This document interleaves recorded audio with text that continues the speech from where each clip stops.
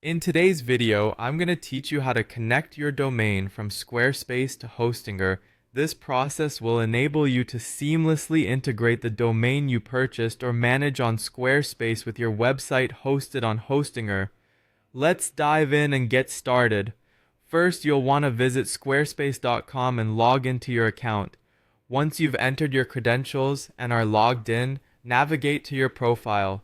From the drop-down menu that appears, select Domains. This is where you'll see a list of domains associated with your Squarespace account.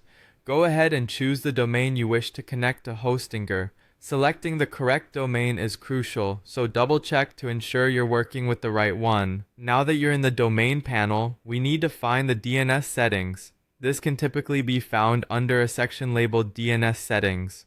Once you're there, you'll have the option to edit what's called the A record and CNAME record. These records are like the vital instructions that tell the internet where to find your website, so we'll be updating them shortly. Next, keep that tab open and in another browser tab, log into your Hostinger account. You'll be taken to the H panel, which is Hostinger's control panel. In this interface, head over to Websites and select Manage next to your desired site. Here, you'll find the Hosting Details section. You'll need to pay special attention to the IP address of your Hostinger server displayed here because we'll use it for pointing your domain's A record.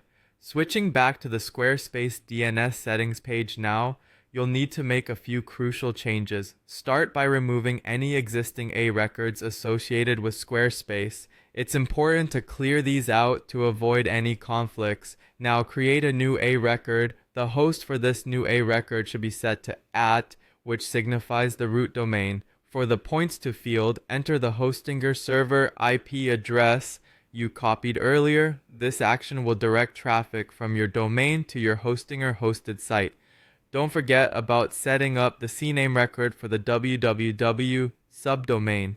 In this case, the host should be www and it should point to your main domain, written as yourdomain.com.